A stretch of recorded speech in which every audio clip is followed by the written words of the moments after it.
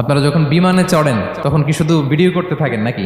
মেঘের ভিডিও, আকাশের ভিডিও। তখন তাকাবেন আকাশের দিকে, সুবহানাল্লাহ, কিভাবে আল্লাহ আকাশকে তৈরি করেছেন। আল্লাহ বলেন, এই প্রথম আকাশটাকে আমি তারা দিয়ে সুশোভিত করেছি, বিশাল বিশাল তারা। এই যে আমরা সূর্য দেখি, এটা একটা তারা, পৃথিবীর চেয়ে 13 লক্ষ গুণ বড় এই সূর্য। ওই সূর্যের চেয়ে কোটি গুণ বড় তারা আছে। এরকম লক্ষ কোটি কোটি তারা নিয়ে আমাদের Galaxy milky way, crore crore Galaxy নিয়ে আমাদের এই প্রথম আকাশের মহাশূন্য। তার মানে পুরো প্রথম আকাশটাকে যদি একটা মানচিত্র দেওয়া হয়, ওইখানে মাইক্রোস্কোপ দিয়ে পৃথিবীকে খুঁজে পাওয়া যাবে না।